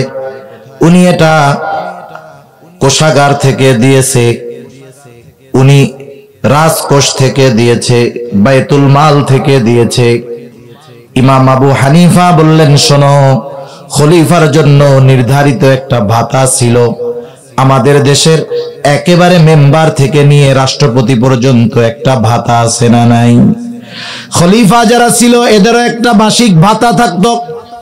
ইমাম আবু হানিফা এইবার কঠোরতার সাথে বললেন, তুমি তোমার খলিফাকে গিয়ে এটা ফেরত দিবা এবং বলবা যে রাষ্ট্রীয় কোষাগার থেকে তাকে যা ভাতা দেওয়া হয় ওর বাহিরে একটা পয়সা নেওয়া তার জন্য বৈধ নয়। একটা টাকাও ব্যক্তিগত কাজে সে ব্যবহার করতে পারবে না, এ সুযোগ তাকে দেওয়া হয় নাই। আফসোসের সাথে বলতে হয়, কি বলবো, কথা বললে নিজের গায়ের উপরে ঈশাও পড়তে যায়। এদেশে হাজার হাজার উলামায়ে কেরাম আছেন, মানুষের জন্য, দ্বীনের জন্য যাদের অবদান আছে, আসলে তাদেরকে আমরা যথাযথভাবে মূল্যায়ন করতে পারি নাই। কিন্তু এ দেশে একটা সিনেমায় অভিনয় কইরা রাজউক থেকে 10 কোটি টাকার প্লট পাওয়া যায়। বুঝতে হবে ওই সম্পদটা কারো ব্যক্তিগত সম্পদ নয়, ওই সম্পদের মালিক হলো দেশের জনগণ। প্রত্যেকটা জিনিসের হিসাব কিয়ামতে দেয়া লাগবে। খলিফা মনসুর তার কাছে যখন এসে বলা হলো, ইমাম আবু হানিফা এটা বলছে যে আপনি যদিও রাষ্ট্রের সেবক, কিন্তু রাষ্ট্রের সম্পদ আপনি যেখানে চান সেখানে ব্যবহার করতে পারবেন না। আপনি চাইলেই যাকে খুশি হাদিয়া দিয়ে দিতে পারবেন না। আপনার অধিকার আছে শুধু ওই পরিমাণে যতটুকু আপনার জন্য নির্ধারিত ভাতা। খলিফার ইগোতে লাগছে, কত বড় কথা আমারে আইন শিক্ষা দেয়। এইবার ফোর্স পাঠায় দিছে, ইমাম আবু হানিফাকে জেলখানার মধ্যে আটকায় ফেলছে। জেলখানায় শুধু চোর চিটিংবাজ যায় না, ভালো মানুষও যায়। জেলখানায় ভালো মানুষদেরও যাওয়া লাগে। জেলখানায় তো নবীরাও গেছে, অতীতের মানুষরাও গেছে। কিয়ামত পর্যন্ত জালেমের জেলের মধ্যে উলামায়ে কেরাম, ভালো মানুষদের যাওয়া লাগতে পারে, স্বাভাবিক বিষয়। এই জন্য আমরা অনেক সময় বুঝি না, আমরা মনে করি জেলে গেলেই মনে হয় খারাপ মানুষ। বিষয়টা এমন না। স্বাধীনতার স্থপতি বঙ্গবন্ধু শেখ মুজিবুর রহমান জেলে যাওয়া লাগছে না? জেলে গেছে। আমাদের মাননীয় প্রধানমন্ত্রী জেলে যাওয়া লাগছে না? লাগছে। জেলে গেলেই খারাপ মানুষ তা না, ভালো মানুষেরও জেলে যাওয়া লাগে। ইমাম আবু হানিফাকে আটকায়া দিছে, প্রতিদিন চাবুক দিয়ে বাড়ি মারা হতো, আঘাত করা হতো, আর বলা হতো, ইমাম আবু হানিফা আপনি যদি প্রধান বিচারকের দায়িত্ব গ্রহণ করেন ছেড়ে দেওয়া হবে। উনি প্রধান বিচারকের দায়িত্ব গ্রহণ করেন নাই। ঐতিহাসিকদের থেকে দুইটা মত পাওয়া যায়। একটা হলো ওনাকে জেলখানার মধ্যে খাবারে বিষ প্রয়োগ করে হত্যা করা হলো, আর একটা হলো উনি যখন প্রচন্ড অসুস্থ হয়ে গেলেন বাড়িতে পাঠায় দেওয়া হলো, গৃহবন্দী করে ফেলা হলো। ওই অবস্থায় তিনি দুনিয়া থেকে বিদায় নিলেন। ওনার ছাত্ররা ওনারে জিজ্ঞাসা করেছে, ও ইমাম আজম আবু হানিফা, আপনাকে প্রধান বিচারকের দায়িত্ব গ্রহণ করতে বলা হলো, যোগ্যতা থাকা সত্ত্বেও কেন আপনি গ্রহণ করেন নাই? আপনি তো যোগ্য ব্যক্তি ছিলেন, অযোগ্য ছিলেন না। আপনি চাবুকের আঘাত সহ্য করলেন, কিন্তু আপনি এই দায়িত্ব গ্রহণ করলেন না, কারণ কি? ইমাম আবু হানিফা বললেন, শোনো, আমি যেই দায়িত্ব নেই নাই ওই দায়িত্বের ব্যাপারে আল্লাহ কিয়ামতের দিন আমাকে জিজ্ঞাসা করবে না, কিন্তু যদি কোনো দায়িত্ব নেই ওই দায়িত্বের ব্যাপারে আল্লাহ জিজ্ঞাসা করবে। আমি যদি প্রধান বিচারকের দায়িত্ব নিতাম, বিচার কার্য পরিচালনা করতে গিয়ে যদি কারো হক নষ্ট হয়ে যাইত, কিয়ামতের দিন আমাকে খেয়ানতের বোঝা নিয়ে আল্লাহর সামনে দাঁড়ানো লাগতো। আবু দাউদের হাদিস, নবীজি বলেন, আমাদের মধ্যে যখন কাউকে কোনো দায়িত্ব দেওয়া হয়, কেউ যদি ওই দায়িত্বের সুচ পরিমাণ খেয়ানত করে, সুচ পরিমাণ, চিন্তা করে দেখেন একটা সুচ কয় টাকা, কতটুকু জায়গা খাইতে পারে। নবীজি বলেন, কেউ যদি সুচ পরিমাণ খেয়ানত করে, কিয়ামতের দিন ওই লোকটা খেয়ানতের বোঝা নিয়ে আল্লাহর সামনে হাজির হবে। এজন্য দায়িত্ব যত বড়, খেয়ানতটা তত বড় হয়। পরিমাণ বড় হওয়া লাগে না, পরিমাণ একই থাক, কিন্তু দায়িত্বের কারণে খেয়ানতের পরিধি বেড়ে যায়। কেমনে বেড়ে যায়? কথার কথা ধরেন, আমি এমনি বোঝানোর জন্য বলতেছি। মনে করেন এক ওয়ার্ডে 100 জন লোকের জন্য গম আসছে। কয়শো জন? একটু জবাব দেন, কয়শো জন? 100 জন। শরিকি সম্পদের মাসালা হইল, একটা জমিন 1 শতক, এই জমিনে হকদার আছে 10 জন। কয়জন? 1 মুঠ মাটি উঠাইছেন। বলেন তো এই 1 মুঠ মাটিতে কয়জনের হক আছে? কারণ এটা এখনো কি হয় নাই, বন্টন হয় নাই, ভাগ হয় নাই। এই জন্য শরিকি জমির বিষয়টা খুব কঠিন। আমাদের অঞ্চলে কত জায়গায় দেখি জমিতে ফসল টসল লাগাই রাখছে, ওরা নিজের মনে করে পেঁয়াজ উঠে, রসুন উঠে, তরকারি উঠে খেয়ে ফেলে। এগুলো খুব খারাপ কাজ। যদি এক মালিক হয় তাইলে তো একজনের হক নষ্ট করলো, 10 জন হইলে 10 জনের। তা যেহেতু 100 জনের নামে গম আসছে, এখনো বন্টন হয় নাই, বলেন তো প্রতিটা গমের মধ্যে কয়জনের হক আছে? মনে করেন যারে দায়িত্ব দেওয়া হয়েছে ও একটা গম ওইখান থেকে সরায় ফেলছে। এখন আমারে বলেন, গম সরাইছে কয়টা? যেহেতু বন্টন হয় নাই, হক নষ্ট হয়েছে কয়জনের? 100 জনের। গম কয়টা? একটা। এখন মনে করেন ইউনিয়ন পরিষদের গোডাউনে ওই ইউনিয়নের 1000 মানুষের জন্য গম আসছে। এখন মনে করেন বন্টন হওয়ার আগে ওইখান থেকে একজন একটা গম সরাইছে। গমের মালিক কয়জন বলেন তো? গম কয়টা? একজন সরাইছে, মেম্বার একটা, খেয়ানত হইছে 100 জনের সাথে। আর একজন ইউনিয়ন পরিষদের চেয়ারম্যানের ওই জায়গা থেকে সরাইছে। গম কয়টা? চেয়ারম্যান বড় না মেম্বার বড়? চেয়ারম্যানও সরাইছে একটা, কিন্তু চেয়ারম্যানের খেয়ানত হইছে 1000। মনে করেন এক দেশে 100 কোটি মানুষ আছে, রাষ্ট্রের যে রাষ্ট্রীয় কোষাগার, ওই জায়গার সম্পদের হকদার সবাই সমান, ধনী নাই গরিব নাই, সবাই সমান, সবার সমান হক। এখন বলেন ওই 100 কোটি যেই দেশে বসবাস করে, ওই 100 কোটির দেশের শাসক তার রাষ্ট্রীয় কোষাগার থেকে মাত্র 1টা টাকা সরাইছে, চুরি করছে। বলেন তো এই 1টা টাকা চুরি করানো বা সরানোর দ্বারা কত মানুষের হক নষ্ট করছে? তাহলে দায়িত্ব যত বড়, ওর খেয়ানতের পরিধিটা তা হয় তত বড়। এজন্য যে কোনো দায়িত্বের ক্ষেত্রে আমাদেরকে সজাগ থাকতে হবে। আবার অনেকে মনে করতে পারে ওই সমস্ত দায়িত্ব আমাদের নাই, আমরা খেয়ানতগিরিও করি না। গ্রামেও করে। কেমনে করে? মনে করেন আপনাদের এলাকায় ধান লাগান না, ধান যার জমি আছে সে তো একা সব জমি নিরাইতে টেরাইতে পারে না।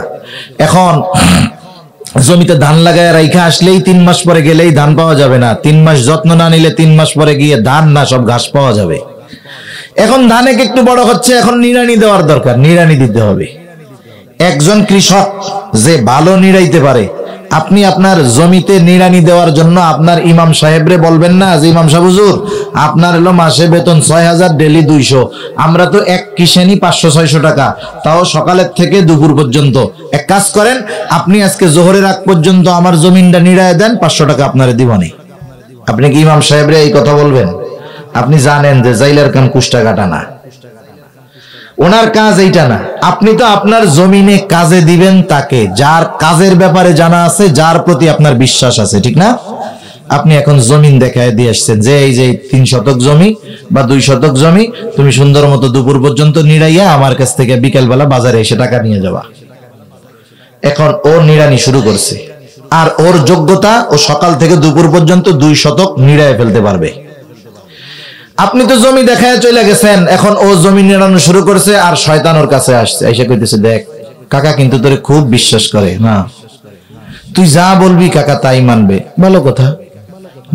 শয়তান কিন্তু ওয়াসওয়াসা মনের মধ্যে দেয়, কথাগুলো জাগ্রত করে আস্তে আস্তে।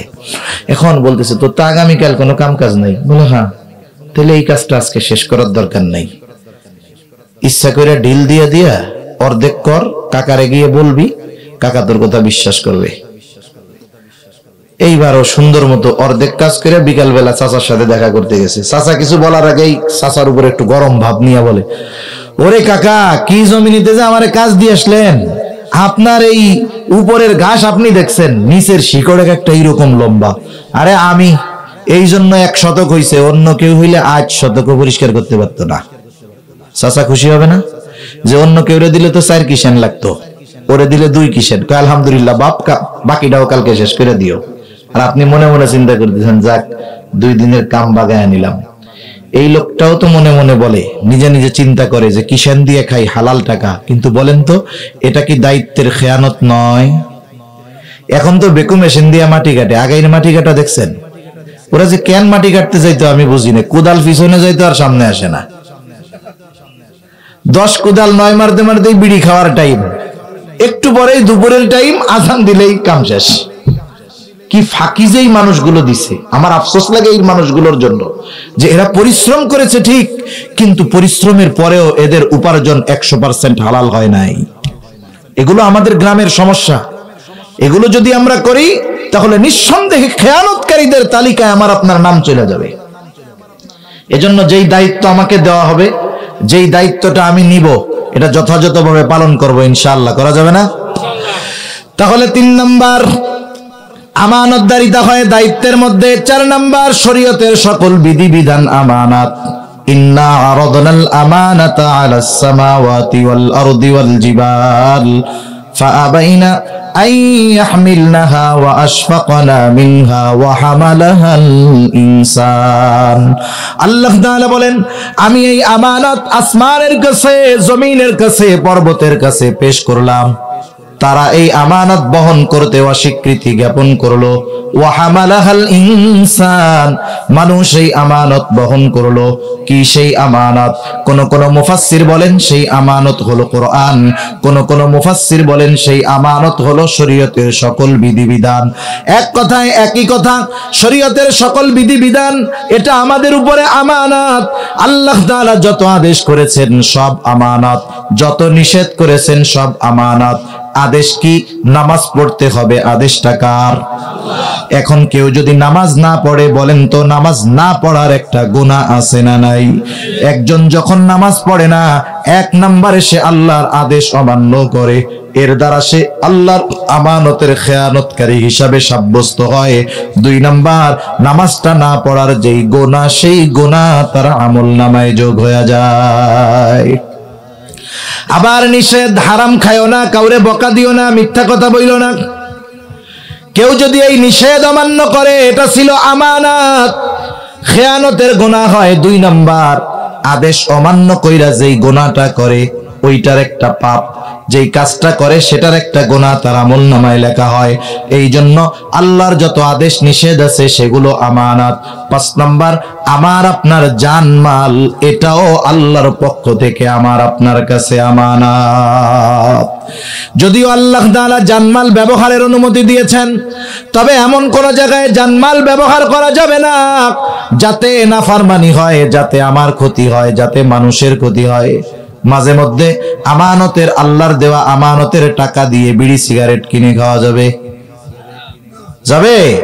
যাবে না।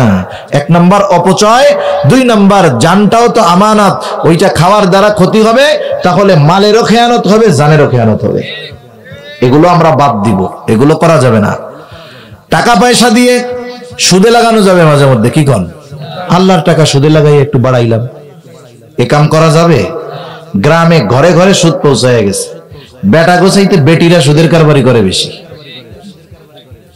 আপনাদের সাথে তো আমি কথা বলে একটু মজা পাইতেছি, কারণ অন্যান্য জায়গায় গেলে তো পরিবেশ বুঝি না, কিন্তু এইসব এলাকার পরিবেশ তো আলহামদুলিল্লাহ আমি ভালোই বুঝি। ঘরে ঘরে মহিলারা সুদের উপরে টাকা লাগায়। সুদ কবিরা গুনাহ। হ্যাঁ, এই তো কথা। মাটির ঘরে আর ভালো লাগে না, কবরস্থানে ইট দিয়ে পাকা করে শোয়াই রাখবে নাকি? আহা, মানুষ চিন্তা করে দেখেন, সুদ তো এমন এক পাপ, এমন এক জঘন্য পাপ। শুয়োরের গোশত কোন সময় জায়েজ হইতে পারে, হালাল হয় না। কি হইতে পারে?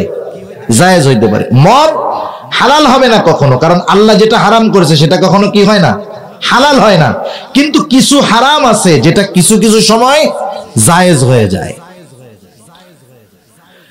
একজন মানুষ অসুস্থ, বিজ্ঞ দিনদার ডাক্তার বলছে এই রোগের ওষুধ হইল প্রতিদিন 1 কেজি শুয়োরের গোশত খাওয়াইতে হবে, নইলে কিন্তু মরবে। মুফতি সাহেবদের তো আমাদের দেশে অভাব নাই।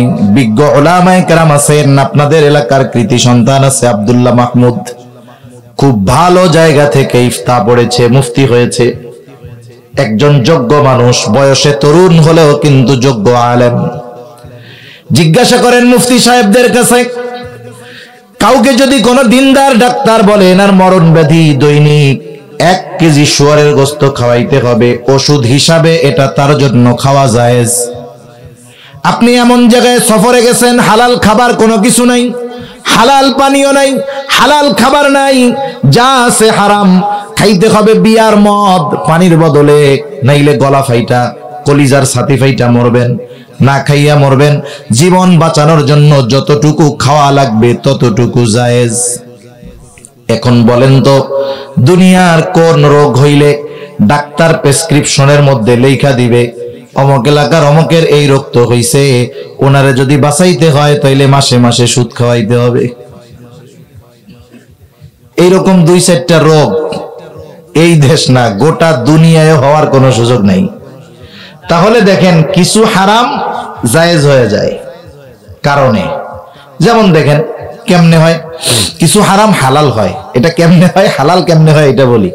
মনে করেন একজন বিবাহ করছে, বড় বোনরে বিবাহ করছে। বলেন তো, যেই মেয়েটারে বিবাহ করলো তার আপন ছোট বোন, বড় বোন বিবাহ বন্ধনে থাকা অবস্থায় তার জন্য তার শালীকে বিবাহ করা জায়েজ আছে? এটা হারাম না? নিঃসন্দেহে হারাম। কত পরিবারে এই হারাম সম্পর্ক জড়ায়া যায়, দেখা যায় বড় বোনরে ছাইড়া দিয়া ছোট বোনরে নিয়ে ভাগছে। এটা বেপরদার একটা ফলাফল আর কি, বেপরদার একটা ফলাফল। কত মা বাপ আছে ওনার মেয়েটারে পাঠায়, যাও দুলাভাইরে একটু শরবত পান করায় এসো। এই সমস্ত মা বাপ হলো খাঁটি দায়ুস। এগুলো কি বলেন না, খাঁটি দায়ুস। তা দেখেন, এ কিন্তু বিবাহ বন্ধনে থাকা অবস্থায় ছোট বোন তার জন্য হারাম। এখন বড় বোন মারা গেছে, বলেন তো এখন ছোট বোনের বিবাহ করা তার জন্য হারাম না হালাল? এটা হলো কারণে হালাল হইল। আর ওই যে হারাম খাবার, এটা হারাম, এটা হালাল হবে না কখনো। কিন্তু ওই যে কিছু কারণে জায়েজ হইতে পারে। কিন্তু সুদ হইল এমন একটা হারাম, যেই হারাম হালাল তো বহুদূর, কখনো জায়েজ হওয়ার সুযোগ নেই। ঠিক কিনা কন? আমাদের সমাজে এই রোগগুলো আছে, টাকা পয়সা লাগানো অভ্যাস, এগুলো বাদ দিতে হবে। সুদের গোনা আর গু খাওয়ার গোনা কিন্তু এক না। কেউ যদি পায়খানা খায়, শুধু তার পায়খানা খাওয়ার গোনা হবে, কিন্তু কেউ যদি 1 দিরহাম সুদ খায়, তার মায়ের সাথে জেনা করার মতো গোনা হবে। নাউজুবিল্লাহ। দুইটার স্তর এক না, যদিও দুইটা হারাম, যদিও দুইটাই কবিরা গোনা, কিন্তু এর মধ্যে স্তর ভিন্ন। দেশে যারা পুলিশ, সবাই পুলিশ, ওই হাবিলদার রাস্তায় ঘুরে বেড়ানো আর আমাদের গোপালগঞ্জের হাবিবুর রহমান ডিআইজি সাহেব একই পুলিশ না? তফাৎ আছে না নাই? আছে, বুঝতে হবে এগুলা। কিয়ামতের দিন সুদখোর মাতাল অবস্থায়, টালমাটাল অবস্থায় উঠবে। কেন? ওর চেহারা দেখাই সবাই বুঝতে পারবে এটা দুনিয়ায় কি খাইতো, কোন সুদ খাইতো। এটা চেহারা দেখে বুঝতে পারবে। কেন এটা কেন হবে ওইরকম? মুফাসসিরিনে কেরাম বলেন যে সুদের গুনাহ হলো এমন জঘন্য গুনাহ যেটা খাইলে মায়ের সাথে জেনা করার মতো অপরাধ। এখন বলেন তো, দুনিয়ায় যার মস্তিষ্ক ঠিক আছে, বুদ্ধি শুদ্ধি ঠিক আছে, ও জীবনেও কি ওই কাজ করবে? যদি কেউ রে করতে বলে, একবারে কল্লা ফলাই দিবে কুপাইয়া, অথচ ওই কাজ করবে না। কিন্তু ওই কাজের মতো অপরাধ সুদ থেকে সে ফিরে না। তার মানে সুদ যে খায় তার মস্তিষ্ক বিকৃত হয়ে গেছে। কিয়ামতের দিন ওই রকম উঠবে, আর মানুষেরা দেখা বুঝবে যে এই লোক আল্লাহর দেওয়া টাকা দিয়া দুনিয়ায় সুদে লাগাইতো। আল্লাহ তাআলা এই জঘন্য পাপ থেকে আমাদের হেফাজত করুক। আরো জোরে বলি আমিন। যেই ঘরে একবার কিস্তি ঢুকছে, সেই ঘরের থেকে কিস্তি কিন্তু আর বাইর হয় না। এটা মনে রাখবেন, সে ঘর থেকে কিস্তি বের হয় না। ওর শেষ হবে হবে ভাব, আল্লাহ আর একটা গজব ওর উপরে দিয়ে দেয়। ও অসুস্থ হয়, নাইলে ওর বউ হয়, নাইলে ওর পোলাপান হয়, নাইলে ওর ভ্যান চুরি হয়, নাইলে ওর যে কোনো এক বিপদ ওর লেগেই থাকে, লেগেই থাকে, লেগেই থাকে, জীবনেও বের হয় না। সেজন্য এই গুনাহগুলো থেকে আমরা বাঁচবো ইনশাআল্লাহ। বলেন খাটে ইনশাআল্লাহ কইছেন তো? এ জানমাল আমার আপনার কাছে আমানত। আপনি আপনার পরিবারে খাওয়ান, কোনো অসুবিধা নাই। বরং এক বর্ণনার মধ্যে আসছে, পরিবারের জন্য যা ব্যয় করা হয় সেটা সাদকা। দিন বিচার করবে, অবিচার করে, 2 ছেলের মধ্যে মীমাংসা করবে, বাপ ওই জায়গায় পার্সিয়ালিটি করে, আছে না নাই? আছে। গ্রাম্য সালিশ হয় না আপনাদের এইদিকে? আমাদের গ্রাম্য মুরব্বী চাচারা দাদারা কিছু সালিশ করে, এনারা কিন্তু খুব মজার মজার রসের রসের কথা কয়। হায় হায়, এনারা যে কত বড় সিটিংবাজ আর কত বড় অবিচার করে এই লোকগুলো। আমি মনে করি যে দাড়ি পাইকে গেছে, চামড়া ঘুষায় গেছে, 70 বছর বয়স, এই লোকটার মধ্যে মরার ভয় নাই। আস্তাগফিরুল্লাহ। কিসের করাত জানি কয়, দুই পাশেই কাটে। কিসের করাত? রামের করাত। কিছু মুরব্বী আছে সালিশ করে, এরা রামের করাত, দুই পাশের থেকেই খায়। বাদীর কাছ থেকেও খায়, বিবাদীর কাছ থেকেও খায়। বাদীরে কয়, শোন, এটা এত জরিমানা করব, আমাকে তাহলে এত দিবি। আচ্ছা ঠিক আছে। এবার বিবাদীরে যায় কয়, এত তো করতে চাইছিলাম, এত কইরা দি মনে, এত আমাকে দিস। আচ্ছা ঠিক আছে। চিন্তা করে দেখছেন, দুই পাশ দিয়ে খায় ফেললো। এই যে আপনি বিচার করার সুযোগ পাইলেন, ন্যায় বিচার করলেন না, কিয়ামতের দিন ধরা পড়া লাগবে কি লাগবে না? সেজন্য আপনার যদি সালিশ বিচার করার সুযোগ থাকে, আপনি গ্রামের সম্ভ্রান্ত সম্মানিত মানুষ, গ্রাম্য বিচারের জন্য আপনারে ডাকছে, খবরদার আপনি কখনো অবিবেচক যারা এদের পক্ষে না গিয়ে ন্যায় বিচারের পক্ষে থাকবেন। পরিবারের মধ্যে হোক, মানুষের মধ্যে হোক, আমার যখনই কেউ আমাকে কোনো বিষয়ের ফয়সালাকারী হিসাবে মানবে, আমি আমার শত্রু যদি আমার কাছে ন্যায় বিচারের জন্য আসে, খবরদার তার প্রতি বিদ্বেষের কারণে আমি তার প্রতি অবিচার করব না। আল্লাহ মানা করছে। আল্লাহ বলেন, ওয়ালা ইয়াজরিমান্নাকুম শানাআনু কওমিন আলা আল্লা তা'দিলু ইউদিলু হুয়া আকরাবু লিত্তাকওয়া। আল্লাহ তাআলা বলেন, কোন কওমের প্রতি বিদ্বেষ বশত তোমরা তাদের প্রতি অবিচার করবা না, শত্রু যদি হয় অবিচার করবা না। কারণ মুসলমানেরা এই বিষয়ে উত্তম উপমা, উদাহরণ, নিদর্শন রেখে গেছে। দুইটা ঘটনা বলে আমি আলোচনা শেষ করব। এক নাম্বার, খলিফাতুল মুসলিমিন হযরত ওমর রাদিয়াল্লাহু তাআলা আনহু। তখন তিনি খলিফাতুল মুসলিমিন, উনি বাজারে গেছেন, এক আহলে কিতাবের কাছ থেকে, ইহুদি বা খ্রিস্টানের কাছ থেকে উনি একটা ঘোড়া কিনছেন। ঘোড়া কেনার সময় দেখে দেখে সুন্দর মতো তো কিনছে, বাজারের বাইরে এসে ঘোড়ায় যে উঠতে গেছে, এখন দেখে যে ঘোড়ার এক পায়ে সমস্যা, ডিফেক্ট।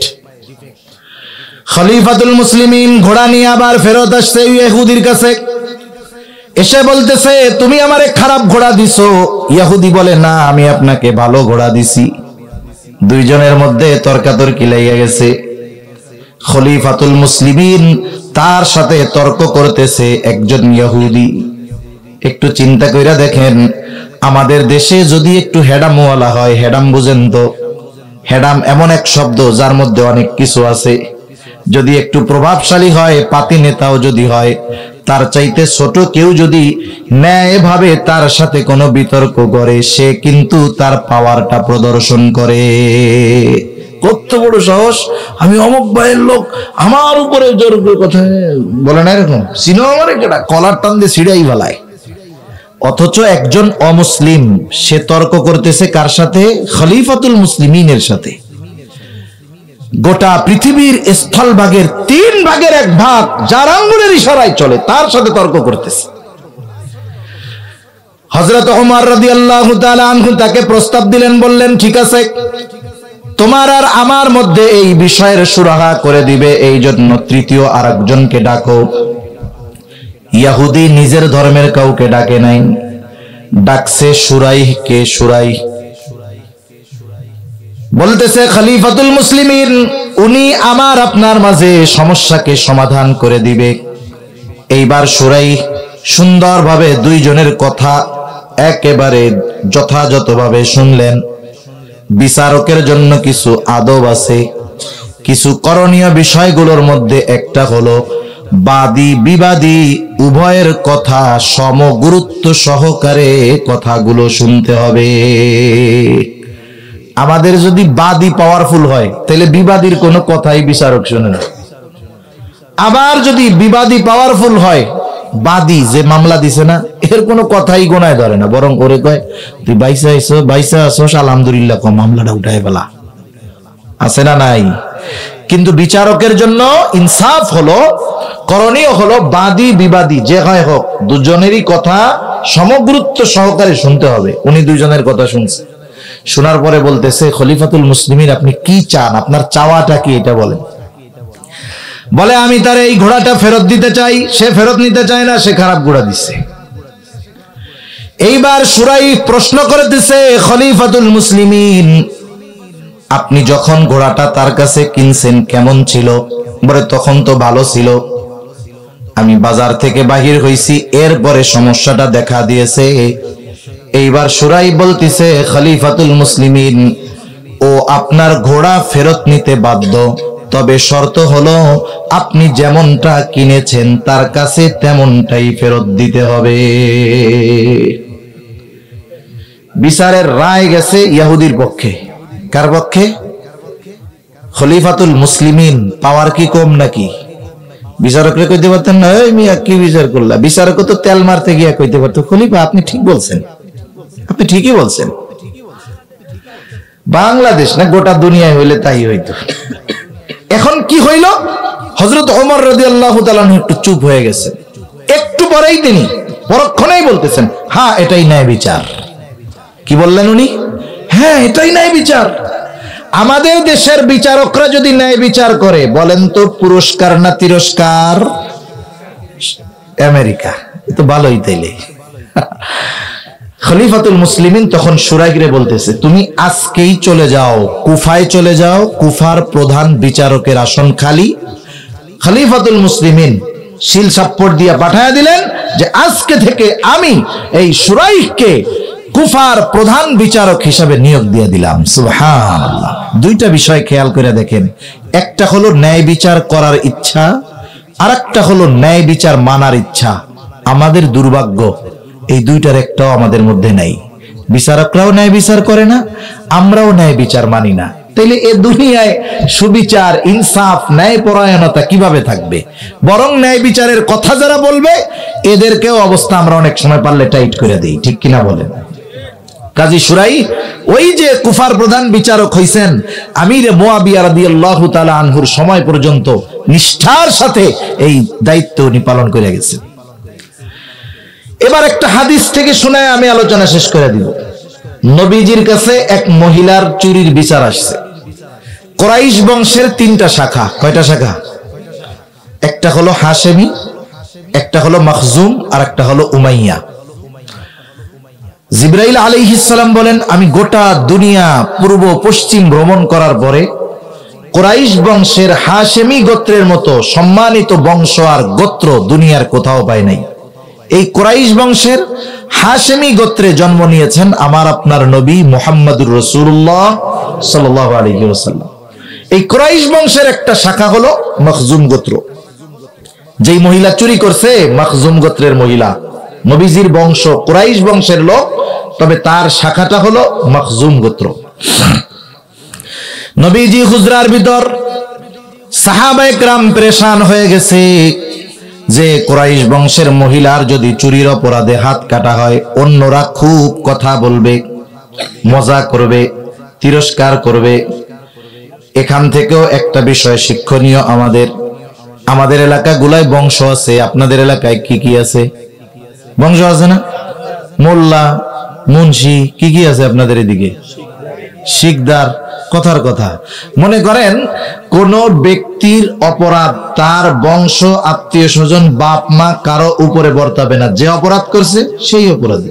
কিন্তু আমাদের দেশের কিছু বদখাসলত আছে। মনে করেন মোল্লা বা মুন্সি গোত্রের একজন চুরি করছে, আছে না এরকম? চুরি করছে আর একজন, আমরা ওই মুন্সি বা মোল্লা গোষ্ঠী বা শিকদার গোষ্ঠীর একজন রে ভাই, ও মিয়া তোমাকে বংশ তো চোরে ভরা, চোরের বংশের লোক তুমি। এরকম বলার সুযোগ ইসলাম দেয় নাই। যে চুরি করছে সে চোর, ওই বংশের আর একজনের আপনি চোরের বংশ বা চোর এরকম বলবেন কেন?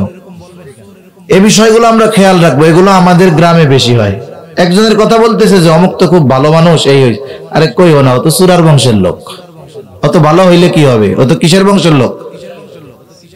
এই কাজগুলো আমরা কখনো করব না, এতে অপবাদের গুনাহ হবে। ইসলাম যদি থাকতো 80টা বেতের আঘাত খাওয়া লাগতো আমাদের।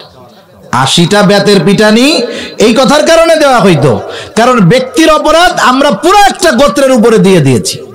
তাইলে কি পরিমাণ খাইতাম আল্লাহই ভালো জানে। তো সাহাবায়ে কেরাম তো নবীর বংশ গোত্রকে মুহাব্বত করে, এই চিন্তা করতেছে যে ইহুদিরা আছে, অমুসলিমরা আছে, এই মহিলার যদি হাত কাটা হয় ওরা বইলা বেড়াবে যে দেখ কুরাইশ বংশের মহিলা চুরি করে আবার হাতও কাটা যায়। এখন নবীজির কাছে তো জানানোর দরকার যে এই মহিলা কিন্তু মাখজুম গোত্রের, কুরাইশ বংশের। কে জানাবে? যায়েদ রাদিয়াল্লাহু তাআলা আনহুর ছোট্ট একটা ছেলের নাম হলো ওসামা। সবাই মিলে চিন্তা করলো ওসামারে তো নবী মোহাব্বত করে, ওরে শিখায়া দেই। এতটুক বলছে যে তুমি তোমার নানার কাছে গিয়া বলবা যে যেই মহিলা চুরি করছে সে মাখজুম গোত্রের মহিলা।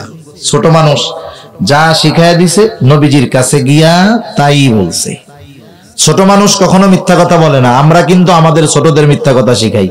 এখন মনে করেন ছোট বাচ্চা মাদ্রাসায় বা স্কুলে যায় নাই, পরের দিন ও তো আর যাইতে চায় না, যে আজকে গেলে যদি মারে, এখন মা শিখায় দেয় তুই যা, তোর হুজুর কিছু কইলে কবি যে তোর পেটে ব্যথা হয়েছিল।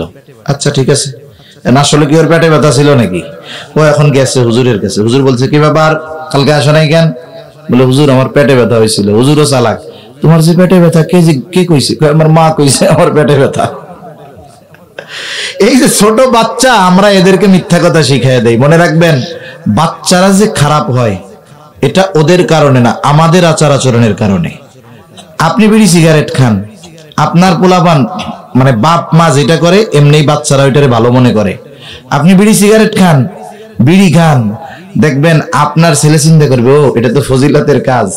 আপনি ওই খাইয়া ফালাই রেখে যাবেন, আপনি যে ওইদিক যাবেন ও দেখবেন যে হামাগুড়ি দিয়া 2 টান ও মারা সারা। এজন্য আমরা আমাদের ছোট ছোট বাচ্চাদের আমরা খারাপ বানায় ফেলি।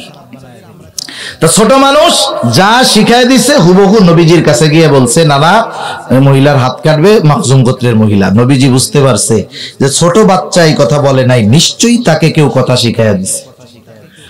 নবীজি এবার বাহিরে আসলেন। নবীজি বলতেছেন তোমরা কি আমাকে এমন বিষয়ের জন্য সুপারিশ করতেছো যেই বিষয়ের শাস্তি কার্যকর করার নির্দেশ দিয়েছেন আল্লাহ? নবীজি এইবার লম্বা খুতবা দিলেন। তিনি বলতেছেন শোনো, অতীতে এই কারণে আল্লাহ তাআলা বহুত সম্প্রদায়কে ধ্বংস করে দিয়েছেন যে তারা যখন কোন সম্ভ্রান্ত ব্যক্তি চুরির অপরাধে আটক হইত, ওই ব্যক্তি বড় বংশের মানুষ চুরির অপরাধে আটক হইছে, তাকে শাস্তি দেওয়া হতো না, তাকে ছেড়ে দেওয়া হতো। আর যখন কোন দুর্বল মানুষকে একই অপরাধে আটক করা হইতো তার শাস্তি কার্যকর করা হতো। ব্যাংক থেকে ঋণ নেওয়া হারাম, কোনো সন্দেহ নেই, কিন্তু আমি বোঝানোর জন্য কথাটা বলতেছি। অনেক কৃষক কৃষি ঋণ আনে না, সার ওষুধ কেনার জন্য 5,000 10,000 টাকা আনে। বেচারার ফসল হয় নাই, মায়ের গেছে, হয়তো রোদ বেশি হয়েছে, পানি দিতে পারে না, ঠিক মতো ফসল হয় নাই। এখন ওই ঋণ 2,000 টাকা বাকি আছে। কাম তো হারাম আগেই কইরা বইছে, কিন্তু ঋণ বাকি আছে 2,000। অনেক কৃষক ধরা খায় 2-3 হাজার 1,000 টাকা ঋণ শোধ করতে পারে নাই, ব্যাংক থেকে পুলিশ আইনা লোক আইনা তারে ধরে নিয়ে যায়। আছে না নাই? আপনাকে নসিব খারাপ যারা এই কাজ করে, যারা চুরিটা বড় করে নাই। কিন্তু যারা 5,000 10,000 কোটি টাকা ব্যাংক থেকে মাইরা দেয়, শুনছেন কোনদিন এরা জেল কাটছে? একই অপরাধ, কিন্তু ওরা ধনী সম্ভ্রান্ত হওয়ার কারণে ওদের বিচার হয় না। ওই একই অপরাধ একজন দরিদ্র যদি করে, গরিব যদি করে, দুর্বল যদি করে, তার বিচার হয়। আমি বোঝানোর জন্য ওইটার এক উদাহরণ আনলাম। দুনিয়ার নিয়মটাই এরকম যে যারা দুর্বল এরা মাসি মাইরা মিয়া ফাঁসির কাস্টে ঝোলার জন্য অপেক্ষা করতেছে, আর যারা সবল 7 মার্ডার কইরা জেলের মধ্যে বাবুর মতো জামাইয়ের মতো ঘুরতেছে। ঠিক কিনা বলেন? নবীজি বলতেছেন দুর্বল যে চুরির অপরাধে ধরা খাইছে তাকে শাস্তি দেওয়া হইতো। এই কারণে অতীতে বহুত জাতিকে আল্লাহ ধ্বংস করে দিয়েছে। এবার নবীজি বলতেছেন শোনো, ওই আল্লাহর শপথ যার হাতে আমার প্রাণ, এই মহিলার জায়গায় যদি মুহাম্মাদের কন্যা ফাতেমাও হইতো, অবশ্যই অবশ্যই এই অপরাধে আমি ফাতেমার হাতটাকেও কেটে দিতাম। এর চাইতে ন্যায় বিচারের বড় উপমা আর কোনটাই হতে পারে না। এজন্য আপনাদের কাছে অনুরোধ থাকবে, যখন কোথাও কোনো বিচারের সুযোগ আসবে কেউ ফয়সালা আমার কাছে চাবে, গ্রাম্য সালিশ হোক, দুই প্রতিবেশীর দ্বন্দ্ব হোক, আমাকে যখন বিচারক মানবে, একদিকে আমার বন্ধু আর একদিকে আমার দুশ্মন, তখন আমি বন্ধুর পক্ষ নিয়ে কাম করে দিব নাকি? আল্লাহ বলছেন শত্রু যদিও শত্রু হয়, খবরদার অবিচার করবা না, ন্যায় বিচার করবা, হুয়া আকরাবুল লিত্তাকওয়া, এটাই তাকওয়ার অধিক নিকটবর্তী। এজন্য এই দুই জিনিস, একটা হলো আমানতদারিতা, দুই নাম্বার ন্যায় বিচার, ইনসাফ। এই দুটো জিনিস যদি আমাদের মধ্যে চলে আসে, তাহলে যেই এলাকায় আসবে ইনশাআল্লাহ ওই এলাকার এই ভালো মানুষগুলোর বদৌলতে আল্লাহ তাআলা তাদেরকে বরকত দিবে। এই দুই ওয়াজ করার পরে আল্লাহ বলতেছেন ইন্নাল্লাহা নি'ম্মা ইয়াইদুকুম বি, নিশ্চয়ই আল্লাহ কতই না সুন্দর ওয়াজ করলেন, নিশ্চয়ই আল্লাহ কতই না সুন্দর ওয়াজ করলেন। এখন বলেন, একটু সময় বেশি হয়ে যাইতেছে, আমি ক্ষমা প্রার্থী আপনাদের কাছে। দেখেন, এই দুই ওয়াজ করার পরে কেউ যদি নিজের প্রশংসা নিজে করে, তাহলে আপনারা তারা কি বলতেন? মনে করেন আমি 1-1.5 ঘন্টা কথা বলার পরে যদি জিজ্ঞাসা করতাম, উপস্থিত শ্রোতাবৃন্দ, আমি খুব সুন্দর ওয়াজ করছি না? তাইলে আপনারা মুফতি আব্দুল্লাহ মাহমুদ সাহেবরে বলতেন যে হুজুর, এই হুজুরের তো গোপালগঞ্জ থাকার কথা না, ওনার থাকার কথা ছিল পাবনা, যে নিজের ঢোল নিজে পিটায়। এটা হলো পরিভাষা, ঢোল পিটানো তো হারাম, মানে নিজের প্রশংসা নিজে করে। এ লোক তো ভালো লোক হইতে পারেন, এরা আপনি আনসার কেন? এটা থাকার কথা পাবনা। দেখেন, মানুষ যদি নিজের কর্মের প্রশংসা নিজে করে, এতে তার মান সম্মান অবস্থান কমে, মানুষ আরো বলদ মনে করে। কিন্তু আল্লাহ যখন নিজের প্রশংসা নিজে করেন, এর দ্বারা আল্লাহর শান মান এটার বহিঃপ্রকাশ ঘটে। আল্লাহ কি বলতেছেন? ইন্নাল্লাহা নি'ম্মা ইয়াইদুকুম বি, হায়রে আল্লাহ কতই না সুন্দর তোমাদেরকে ওয়াজ করলেন, কতই না সুন্দর ওয়াজ করলেন। এই দুইটা বিষয়কে সুন্দর ওয়াজ বলছেন কে? আল্লাহ। আমরা তো এই ওয়াজগুলো নিয়েই কথা বললাম। এখন দেখেন, আমি আপনাদের কাছে কথাগুলো আলোচনা করলাম, এখন আমি যাওয়ার পরে আমি তো আর আসবো না। এখন এই কথাগুলোর উপরে যদি আপনারা আমল করেন অথবা না করেন, আমি কি দেখব? মনে করেন এখান থেকে চলে যাওয়ার পর আগামী দিন মানুষ কিন্তু ওয়াজ নিয়ে সমালোচনা করে। কারো গার উপর দিয়ে গেলে সে মনে করেন সাত দোকানে বলবো অমুক হুজুর আনছে গেলে খুশা খুশা কথা কয়ে গেছে।